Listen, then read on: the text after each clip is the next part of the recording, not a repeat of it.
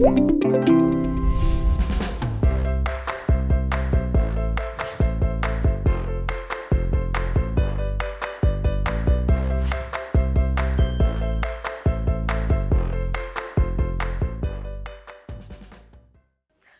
안녕하세요. 12월 심심토크.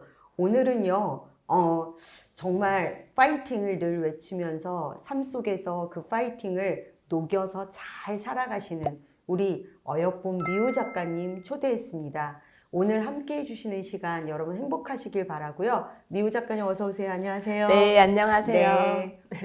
네, 반갑습니다. 저는 그림책을 만들고 있는 그림책 작가 미우입니다. 반갑습니다. 미우 작가님 이렇게 북토크 하는 거 네, 저 사실 북토크는 처음이에요. 제가 강연 횟수는 거의 500회가 넘어요. 그런데 북토크는 기회가 좀처럼 없더라고요. 혼자서 다 이렇게 해내야 되는 시간만 받아왔지 함께 이렇게 질문을 던져주고 하는 거는 부러운 로망으로만 남아있었습니다. 저 오늘 게시한 거예요.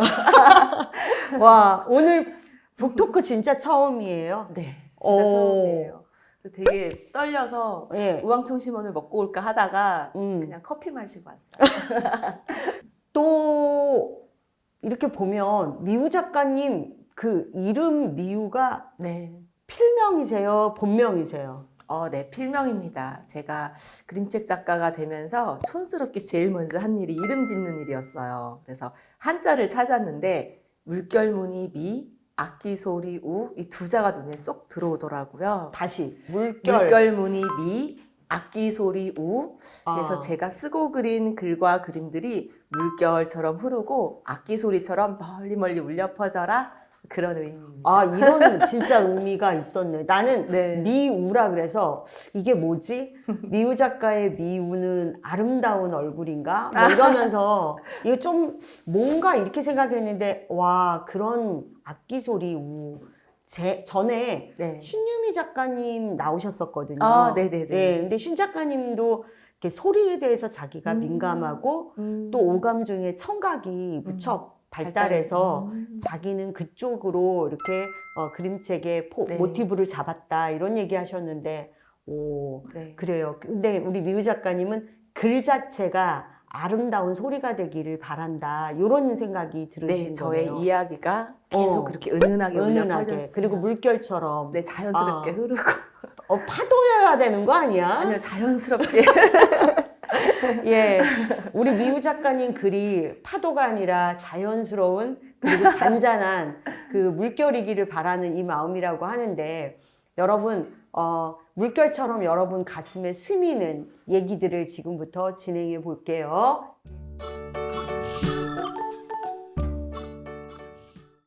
그 미우 작가님이 작가로서 데뷔한 지 지금 꽤 됐죠? 네, 데뷔는 이제 책이 나온 걸 데뷔라고 하니까 네네. 2014년도예요. 그러니까 7년 정도 됐습니다. 7년. 네. 와, 그러면 2014년도에 데뷔했을 때 그 이전까지는 그럼 그림책 작가는 아니셨네요. 네, 저는 2008년도부터 일러스트레이터를 했었어요. 활동을. 일러스트레이터. 네. 미우 작가님 그러면 작가 2014년 되기 전에는 어떤 일 하셨어요? 그 그림책 일러스트레이터 말고. 제가 사실은 있어요. 10년 동안 열심히 해온 일이 있었고 거기에서 어느 정도 성과도 보고 근데 그 일을 공개하질 않아요. 제가 이유는 그거에 대한 저의 책을 좀 준비하려고 해요. 그게 좀 걸릴 텐데 저의 그 오랫동안 정말 10년 동안 했던 일을 이제 그때서는 얘기를 좀 해볼까 해요. 지금은 아직 제 마음에서 꿈도 꿔요. 아직도 그 일을 하는 꿈을. 어머나. 그러면 제가 몸서리 치면서 아니야 난 아니잖아. 지금 그거 안 해도 되잖아. 막 이렇게. 아직 사실은 마음이 별로 치유가 안 됐어요. 부끄러운 직업이 아닌데 저는 그걸 억지로 했거든요. 그냥 살기 위해서. 한 10년을 하고 나니까 내가 좋아하는 일을 계속 뒤로 하고 그냥 자본주의 사회에 맞춰서 이렇게 직업을 갖는 게 의미가 없겠구나. 그럼 다시 나의 길을 찾아야지. 다 버렸어요. 10년 동안의 인연들과 저의 직업에 쌓았던 캐리어를 다 버리고 아주 낮은 자세로 공장이란 데를 들어가서부터 저는 이제 제 자본을 모으고 그러면서 혼자 독학으로 이 자리까지 오게 된 거죠. 그럼 미우 작가님 그렇게 해서 먹고 살고 이러느라고 이제 그러는 동안도 계속 더미 작업은 하신 거예요? 아니요, 그게 힘들었어요. 그 직업은 이상하게도 이 사람이 이중적이 돼야 돼요. 굉장히 마음가짐이나 이런 게 서비스업이었기 때문에 굉장히 정신을 차려서 약간 강해져야 되는 게 저한테는 그 직업이 힘들었던 것 같아요. 근데 약간 감성을 일으켜서 제 이야기를 오롯이 제 시간에서 해내는 이 책하고는 너무 거리가 멀었어요. 거기서 멋도 내야 됐고 시간이 없어요. 내 내면을 쌓을 시간이. 외양을 꾸미는데 바쁘고 그리고 계속 그 다른 기술을 또 연마해야 됐고 그러기 때문에 그 감정이 너무 힘들었어요. 내가 좋아하는 일을 계속 참는 것이. 그래서 병행을 못했어요. 노력은 했지만 할 수가 없었어요. 결국은 이 일을 버려야만 내가 좋아하는 직업을 가질 수 있겠구나에 이르렀죠. 그렇게 생각하면 내가 좋아하는 일을 위해서 결국은 뭔가를 하나 완전히 묻어야 되는 아픔도 있었겠네요.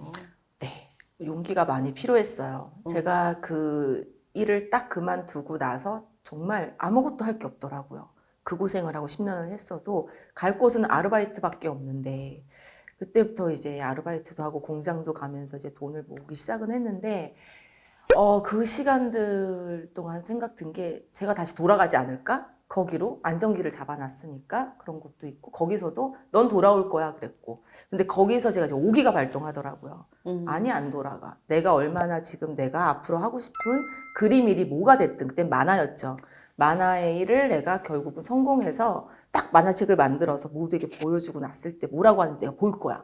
이런 오기가 막 올라와서 독학으로 그래픽스 운영기능사 자격증을 땄어요. 딱 그 신촌에 학원을 등록을 했는데 글쎄 툴 기능을요. 일주일에 하나씩 가르쳐 주는 거예요. 그리고 수강료가 너무 비싸요. 그래서 그 시험 때까지 내가 이걸 어떻게 버티지? 그때 부끄럽지만 오전에 주유소에서 일을 했거든요. 오전에 운동처럼 주유소에서 일하고 오후에 학원을 갔는데 도저히 안 되겠어요. 그래서 거기서 일러스트레이터, 포토샵 책을 거기 걸 사갖고 집에 와서 이제 독학을 한 거예요. 한 권씩을 띄었어요. 일주일에 가르쳐주는 속도를 제가, 나는 못 견디겠다. 네. 그래서 그걸 다행히 독학하고 한 번에 땄어요. 어머나. 근데 아직도 기억나는 건 그 시험장에 갔더니 다 고등학생들, 그 20대 초반, 거기에서 혼자 20대 후반이었으니까요. 28부터 제가 그걸 다 던지고 나왔으니까요. 와, 기분이 정말 신기하더라고요. 근데 붙었어요. 그래서 그 자격증으로 간판 회사에 들어간 거죠. 간판에 가서 또 거기 이제 네. 간판 디자인하고 하는 거. 그 현수막 이렇게 뽑는 데 있죠. 실사출력하고 거기서 이제 그래픽 담당을 맡아서 이제 현수막 이런 거를 약간 이렇게 갈라지는 픽셀 뭐 JPG 파일로 주면 제가 그걸 벡터 파일로 만들어서 잘 출력하게끔 하는 그런 일들을 좀. 그게 결국은 내가 하고 싶은 일을 하겠다라는 열망 때문에 끌고 온 거잖아. 네. 근데 이렇게 하면서도 재밌었어요? 그때는 이제 완전히 제가 이전 거를 버리고 나니까 뭐 두려운 게 없어요. 이제 앞으로 갈 일밖에 없는 거예요. 이제 망설이고 선택하는 뭐 이거? 네, 이제 가짜예요. 그냥 내가 무조건 가야지. 그동안의 것들에 미련을 두면 저는 후회되는 거예요. 그 선택이. 근데 그 간판 회사가 좋았던 게 오후 5시면 끝나요. 그러면 제가 일러스트레이터 학원을 충무로로 갈 수가 있는 시간이 돼요. 야간반으로. 내가 이제 뭔가 또 할 갈 수가 수 있는 그렇죠. 그런 발판, 연구, 뭐 탐구할 수 있는 시간. 네. 그래서 충무로를 갔죠. 갔는데 시련은 계속되더라고요. 제가 파이팅 책을 낸 이유가 파이팅을 할 일이 정말 많았어요. 근데 그때가 최고로 셌던 게 만화를 다시 하려고 그러는데 이미 만화 시장이 이제 현대화되면서 그래픽스로 바뀌면서 만화가들이 다 사라졌어요. 근데 이게 그래픽스로 그림 그리는 건 정말 힘들더라고. 노력을 했는데 감도 안 오고 방법도 모르겠고 간판에 그건 어떻게 해야겠는데. 근데 이제 일러스트 학원을 딱 갔더니 모두가 다 미대 전공자들이에요. 기본이 시각 디자인, 서양, 동양화 이렇게 전공하신 분들이 상업 미술을 해보겠다고 일러스트를 해보겠다고 이제 오신 거예요. 근데 거기에서 저는 없는 거예요, 스펙이. 근데 중요한 건 공감대가 없는 거죠. 스펙이 없는 게 아니라 학원에서 뭐 스펙이 중요한 거예요. 근데 어울리질 못했어요. 왜냐하면 껴주질 않더라고요. 한번 전시를 하기로 했는데 제가 제일 열심히 했어요. 계속 그림을 바꿔가면서 다른 사람들은 정말 말만 열심히 하더라고요. 근데 저만 제외됐어요. 그래서 정말 제가 그래서 그 학원에서 5개월이 딱 된 순간 느꼈어요. 지금 여기서부터는 모장만 시키더라고요. 그래서 모장만 하게 되고, 그리고 이 친구들도 다 좋기는 한데 저하고 이제 이러한 일도 생기고, 그래서 그래, 이 수강료를 가지고 차라리 내가 책상과 의자를 사서 동굴에 들어가서 모든 그림책을 다 모작하자. 뭐 그럼 되지. 그래서 5개월에 짐 다 싸들고 나왔어요. 나와서 원룸 방 안에서 굴을 판 거예요. 그때부터 더미가 시작됐어요. 그럼 미우 작가님 2014년까지 더미 6개를 그냥 과감히 버리셨네. 네, 1년에 한 번씩 도전했고요. 이제 안 되고 무너지더라고요. 근데 6번째 더미까지의 사실 계획적인 게 하나 있었어요. 뭐냐면 제가 결혼을 하게 된 거예요. 그래서 남편한테 이렇게 얘기를 했어요. 좀 형편이 어려웠거든요. 5년만 기다려달라. 내가 5년 뒤에 그림책 작가가 돼서 당신 노후를 책임질 테니 나를 빨리 키워라, 지금. 우리는 지금 둘 다 자본력도 없고 서로 키워줘야지. 우리가 뭘 믿고 사냐. 어차피 내가 아기도 낳게 돼 있고, 그러면 나가서 사회생활도 못 할 테니 내가 고시생처럼 책을 열심히 만들어 보겠다. 근데 남편이 연상이거든요, 5살. 오케이, 그러는 거예요. 그래서 막 마이너스가 지고 빚이 져지는데요. 제가 고시생 막 하면서도 막 부업도 하고요. 막 팔찌도 만들고 막 너무 열심히 해. 집안에서 짬도 없이 낮잠도 안 자고 그렇게 하니까 말릴 수가 없는 거예요, 저를. 그랬는데 5년째 됐을 때가 6더미가 탈락됐을 때예요.